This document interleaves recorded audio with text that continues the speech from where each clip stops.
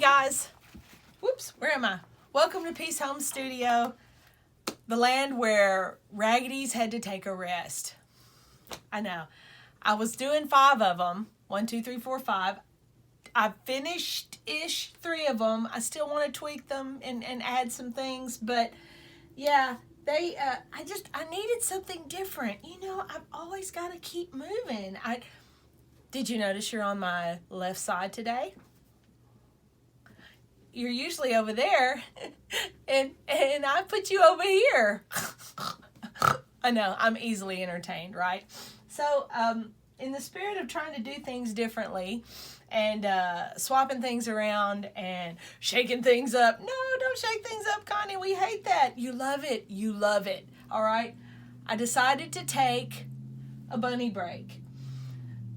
I love bunnies. Bunnies are the ultimate cuddle fun.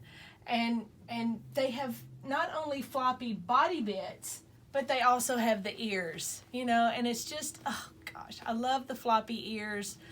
You know, bunnies with their ears up, you know, that's a good look, but the floppy ears really do it for me. So I've got 2. They're not quite done yet, but boy and a girl, I will make them brother and sister. And I put some contrasting fabric in their ears so that they will have a little bit of a visual pop. And this one, you know, his is more of a gingham. She's got a floral. Her clothes obviously are not finished yet. This is going to be a dress with puffy sleeves. So picture puffy like that. And a skirt. It will be lovely. And I may do these bloomers again. This is a great book, and I'm finding wonderful things all the way through it. Quilt and Sew Country Style. Picked this up at McKay's Used Books and Sundries. This book is great. Now, I don't know how you feel about country. Not everybody is crazy about country, and really it depends on your interpretation of country. My idea of country is more of an authentic, you actually live in the country and you're a country person. I took this picture at my friend's house last weekend. They are country people. They have animals, they have lots of trees and flowers, but I don't get very good reception on my phone out there.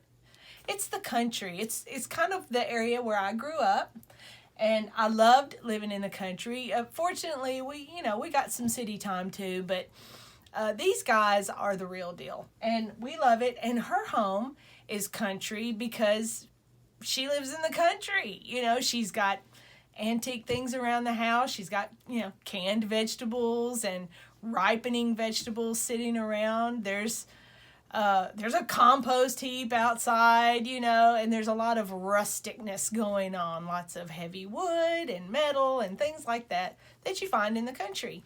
So I love the look. This is a little more cuddly. This is a cuddly interpretation of country. I really like that. Lots of little things, little sweet sewn quilted things. Ironically, though, this I do believe, judging from the spelling of certain words and things like that, this person is from the UK, possibly. Maybe Canada. Somewhere where they spell flavor, F-L-A-V-O-U-R. Color, O-U-R. You know, things like that.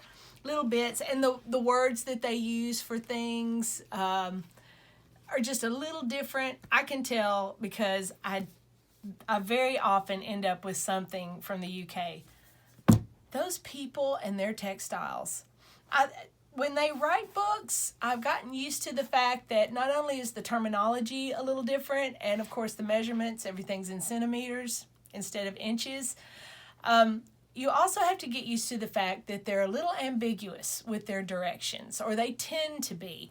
And I think it's just because they know everything. And they assume I do too. And I can figure it out. I have to give it a couple of runs, but it's difficult to make that very mild shift in culture shift, I guess.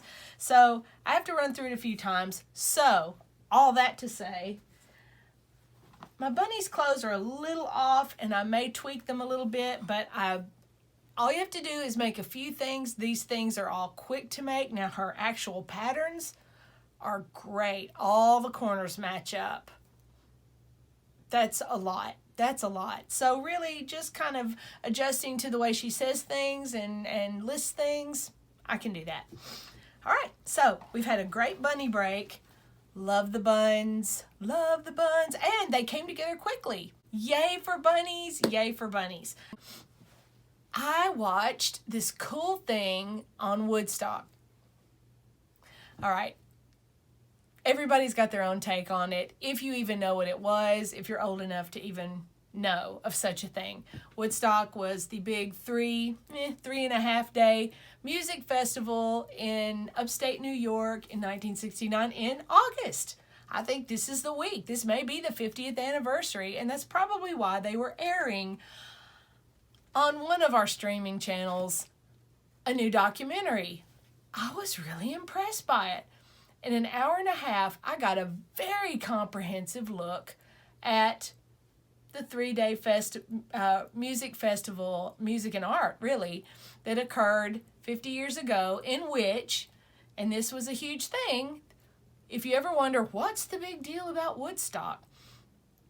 500,000 people were in one place at one time with very poor shelter and basic needs conditions, and it was completely peaceful.